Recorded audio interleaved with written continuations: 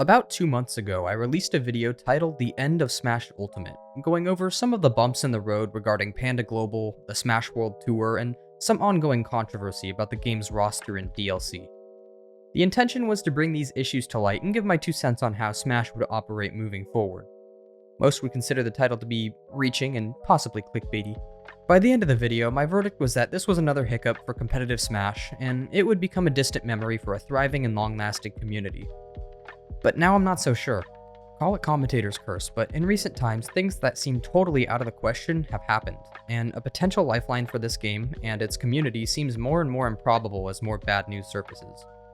Obviously, there will still be Smash enjoyers, Smash content, and competition, but this is pretty much worst case for Smash Bros, and the only thing that can bring competitive Smash to its former glory would be something on the scale of a new game, or the entire esports industry seeing a change for the better. It's hard to say if we'll get either one of those anytime soon, if at all. So what exactly happened for this sudden change of tone? Obviously, if you're up to speed on the Smash situation, you probably already know what I'll be talking about. Consider this video to be the cliff notes for the extensive amount of drama and news surrounding Smash right now. If you're new here, welcome. Consider liking and subscribing to support the channel. It all started with the esports organization T1 dropping MKLeo from the team, seemingly from nowhere. It's uncontested that MKLeo is the obvious, best, and most consistent Smash player in Ultimate, so this seems like a really uninformed and dumb decision, right? Well, unfortunately, esports as a whole is really circling the drain right now, as investors and business owners are finally being slapped by the lack of profitability that comes from owning an esports team. This isn't a Smash-specific problem, but considering that Smash is a grassroots community with no assistance from Nintendo, it meant that Smash is the first one out the door, as there is no big money to be made from competitive Smash for anyone. It isn't completely obvious if T1 dropped Leo or if he chose to find a different team, but all signs point to T1 being pressured into a financial decision, as it makes no sense for Leo to look for a different organization all of a sudden. And it didn't seem like he had any falling out with the team either. Other top players have also been dropped from their respective teams, which further suggests that this is an industry downturn rather than a one-off occurrence. But it's not just the teams that are flailing. Just a few hours ago from the time of recording, Beyond the Summit, an esports production company known for putting on some of the biggest events and production support for Smash, released a statement about them closing shop, which will be linked down below. I know all the Smash drama people have eaten this document up, so at this point it's probably old news and I'm not going to be going through it line by line. In short, BTS has financially prolonged the inevitable and is letting everyone go. They've been very responsible with keeping track of money and giving severance and healthcare following their last day, but I think it's fair to say that they did everything they could do and will definitely go down as one of the greats. This is absolutely horrible for Smash Ultimate, as they were one of the biggest people in the community's corner. If the loss of community wasn't painful enough, the game itself just changed, likely for the worse. I mentioned in my last video the sentiment around DLC characters and the argument about them being unfair and game ruining, but I didn't believe that to be the case, and wrote off the criticism as hyperbole. Now, the DLC haters finally have a case I think can't be ignored.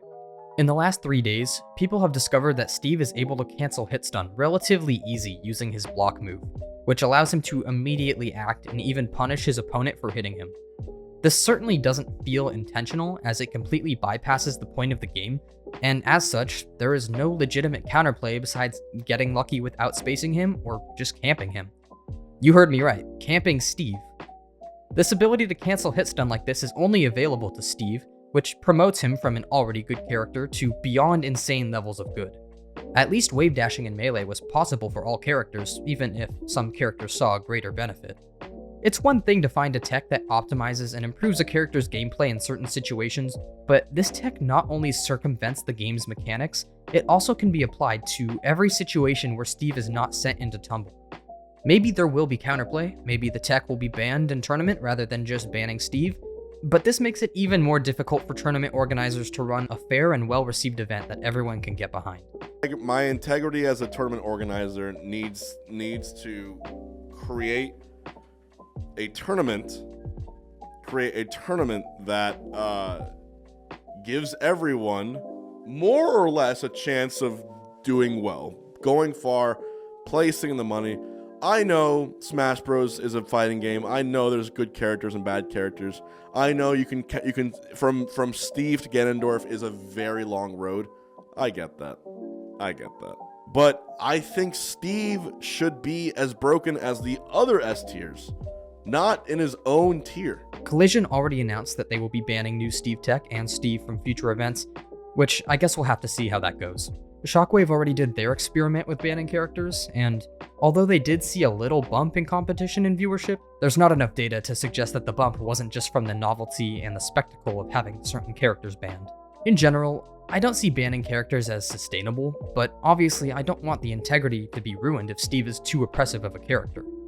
What sucks is that the game is done receiving updates. Apparently Nintendo did say that they'll make a patch if something breaks the game, but I highly doubt Nintendo cares about an issue like this, as this won't ruin the game for the majority of the casual fans, and Nintendo has never been one to cater to the competitive side of Smash anyway. All things considered, I think the people who already like Smash will do their best to continue enjoying Smash. I understand if these issues drive a lot of people away, but I think the people who are still around in the community right now are going to tackle these issues as best as they can before even thinking about giving up on Smash. I do think the golden era of big events and offline super majors is mostly behind us now, unfortunately, as even the people who were willing to lose money on esports have been forced out now, with the exception of a few people.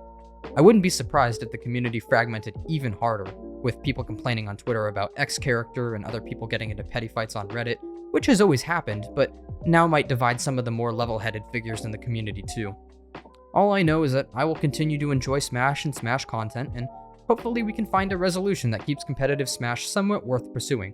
Let me know in the comments what your take is on everything. Thank you all for watching, and I will see you in the next video.